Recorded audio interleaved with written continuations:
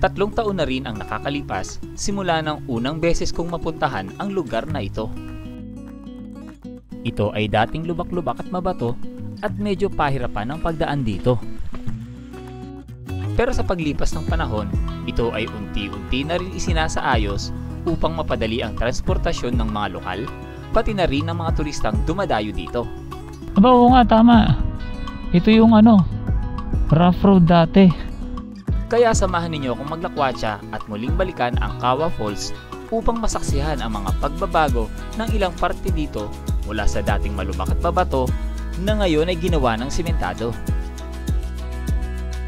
Kaya ano pang hinihintay nyo? Tara! Lakwatsa na!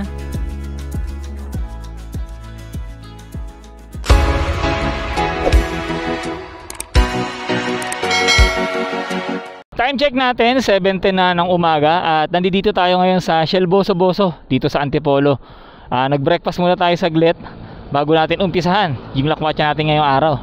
Kaya tara, lakwatsa na. Ito palang pupuntahan natin na Kawa Falls, no? Tulad nga ng nabanggit ko kanina, 3 taon na ang nakakalipas mula nang napuntahan ko siya. Dito lang yan matatagpuan sa Sitio San Joseph, Barangay San Jose. Okay, ito na yung Boso-Boso. Papasok tayo dito sa kaliwa. Actually may isa pang daan no? Dito sa may veterans. Pero dito tayo papasok sa papuntang Old Boso-Boso. Ginagawa pala yung daan dito. Kaya isang linya lang ang open. Medyo malalim din yung hukay nila. Dito pala pag nakita nyo na tong Iglesia ni Cristo na to, ito sa kanan. Ayan. Yan yung palatandaan nyo, tapos kakanan tayo. Yan o. Yan, kanan tayo dito. Tapos ang tumbok nito, itong Boso-Boso Elementary School. Yan sa tapat makikita nyo. Ayan o. Yan. Boso-Boso Elementary School yan. Tapos diretso lang to. Dapat pala pag lagpas nyo nung iglesia, pagkakanan nyo, malagpasan or madaanan nyo din itong tulay na to. Ayan o. Ayan. Isa rin yan sa palatandaan. Okay, tapos pag ahon dito, kaliwa tayo. Yan, kasi yung kanan pabalik ng Marilaki yan eh. Sunod pa lang landmark nyo, itong covered court ito. Yan. Pagdating sa parte na to, maghihiwalay naman yung daan. Isang padiretso, tapos yung isa pakaliwa. Dito tayo sa diretso kasi yung pakaliwa, pwede kang bumalik ulit dyan sa Boso-Boso. O kaya sa Kabading, ayan, yung kaliwa. Tayo diretso lang tayo dito. Meron din pala dito ahon. Eto. And then pag ahon nyo dito, pag kaliwa, may school, ayan may eskwelahan, panibagong landmark yan. Sa pagkakaalam ko ito ay Kaysakat National High School kung di ako nagkakamali. Ayan, yung school na yan. Tapos ito na yung arko ng Sitio San Joseph.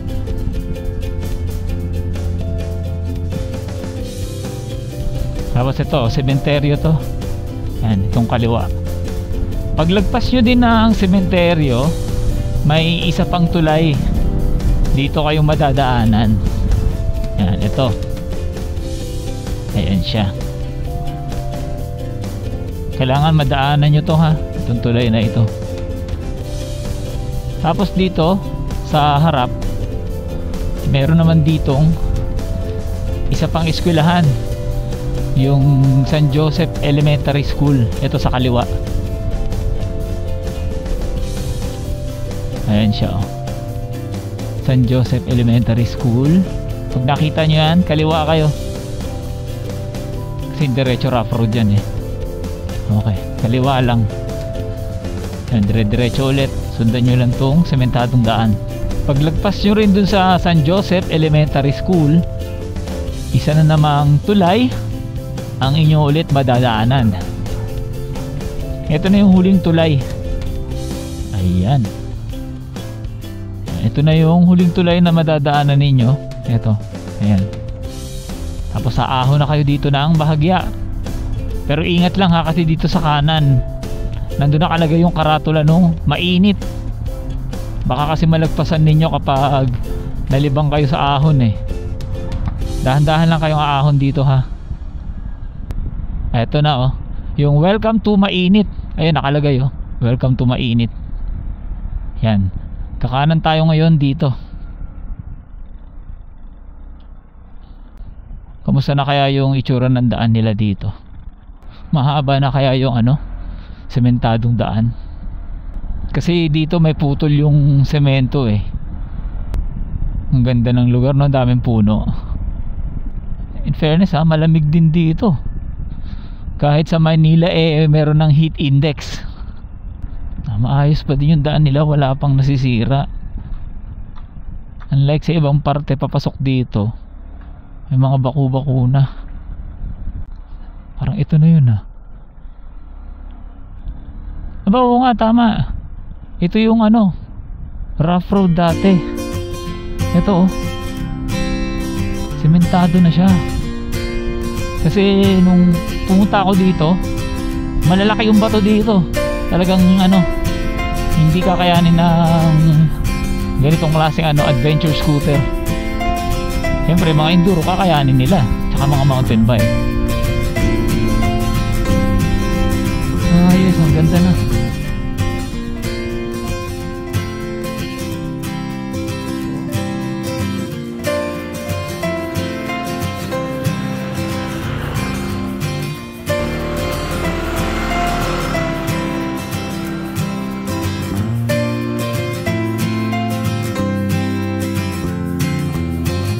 Mukhang hanggang dito na lang yata yung ano yung sementadong daan. Tapos the rest rough road na. Mukhang dito na tayo mag-iiwan ng ano, ng motor natin. Okay, ang sabi ni nanay, ayun, na hanggang dito na lang daw yung sementadong daan. Ito siya. Kaya ang gagawin natin, dito na natin iiwan si Rido. At maglalakad na lang tayo papunta dun sa Kawa-Kawa. Kita nyo, kung dinala natin yung motor natin dito, grabe yung ahon oh. Tapos ang lalalim pa nung mga ano, nung mga hukay, nung mga rats. Kaya hindi kakayanin ito ng ano, ng motor natin. Ngayon naman, grabe naman yung lusong. Buti na lang talaga hindi ko dinala yung motor. Nagkataon, iyak tayo.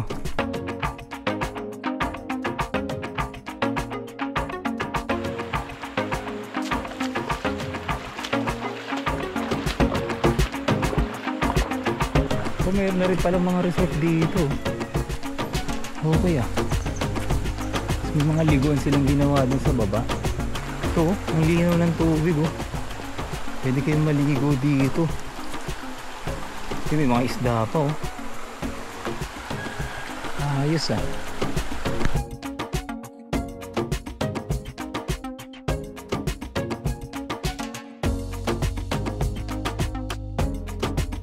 Kung mapapansin nyo dun sa mga dinaanan nating mga sapa, mababaw lang siya no? Hindi nga siya halos umaabot ng tuhod. Pero sa oras na malakas ang ulan dito, umataas yan. Tapos malakas ang ano, nagiging agos. Kaya kung sakali pupunta kayo dito at nataong umuulan, huwag nyo na ituloy kasi delikado dito sa lugar na to. May chance na matrap kayo kung saan kayo abutan dito ng malakas na agos ng tubig.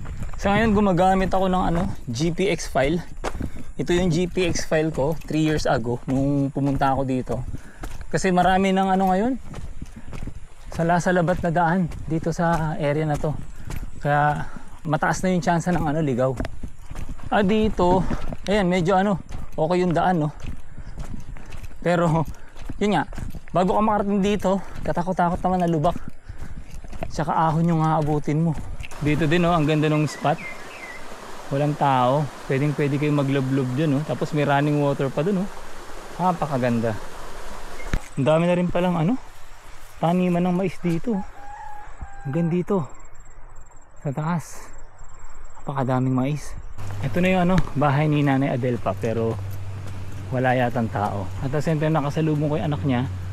Sabi wala daw dito si Nanay Adelpa, pero okay lang dahil sa Kawa naman ang punta natin.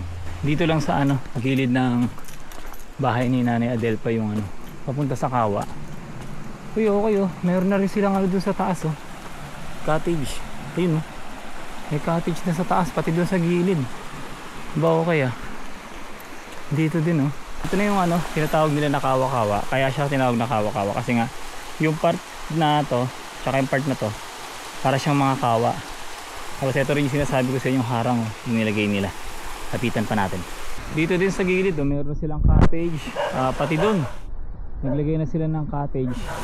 Kasi nga ginawa na pala tong ano, resort. Ito rin oh. Papunta sa taas. Tapos ito yung sinasabi ko sa inyo na harang, ano, narangan na nila. Tapos ngayon, tag-araw, mahina ang tubig. Kaya magandang pumunta dito siguro mga panahon ng June hanggang October, mga ganyan. Para malakas yung agos ng tubig dito. Aapaw siya dito eh. Papunta dun sa baba. Papunta dun. Kung mapapansin nyo rin itong bato na to, ayun oh, meron siyang guhit no. Kasi yung tubig dito kapag malakas ang ulan at malakas ang agos ng tubig, hanggang dito siya. Yan, tapos aapaw siya dito sa harang na to at pupunta naman siya dun sa mga kawa-kawa. Medyo wrong timing yung punta natin kasi ano, umaambon. Kaya baka hindi muna tayo pumunta dun sa ano, sa mismong falls no. Kasi baka mamaya lumakas yung ambon, lumakas yung ulan, lumakas din yung agos dun, mahirapan tayong lumabas. Kasi 15 minutes pa naman papunta ron. Mahina pa yung ano nun yung tubig, yung agos. Pero kapag malakas na, baka mas stranded tayo doon, mahirap na delikado. Yung falls, dun pa yung ano nun, yung daan, papunta pa dun yun. 15 minutes pa yun. Hindi na natin pupuntahan kasi lumalakas na yung ano dito, yung ambon. Baka ma-experience natin lakas ng agos, mahirap na. Hindi ko alam kung nakikita nyo sa camera, pero ano na, nag-uumpisa na lumakas yung ano dito, yung ambon. Kaya babalik na tayo dun sa ano, pinag-iwanan natin ng motor. Kasi mahirap na, saka mamaya lumakas yung ulan, tapos lumakas din yung agos ng tubig, hindi tayo makalabas, mas stranded tayo dito. Diba yun ang mabasa tayo palabas ng ulan, kaysa naman mas stuck tayo dito. Ayun o, sa harapan ito, medyo ulan na dun. Ayan, papunta na sila dito sa atin, kaya babalik na tayo dun sa ano, sa jump off. Mahirap na. So ngayon nandito na ako sa gitnang parte ng gubat. Nakakakalahati na ako ng trail pabalik sa jump off. Dito walang ulan, napakainit. Hindi tulad dun sa mismong kawa-kawa, nag-uumpisa na lumakas yung ulan. Hindi mo talaga masasabi ang ano, ang panahon kapag nasa bundok ka. Bali ngayon, palabas na tayo ulit ng Marilaki Highway no. Kanina ang ginawa ko, dahil nga sa hindi tayo natuloy doon sa Kawa Falls, may nakita akong liguan doon sa ano, malapit sa jump off. So doon na lang ako naglublob, at the same time nagtanggal ng init. Kasi nga ang nangyari, umulan doon sa area ng Kawa-Kawa. Kaya nag-alangan akong dumiretso doon sa falls, kasi baka mamaya lumakas yung agos ng tubig, may stranded tayo.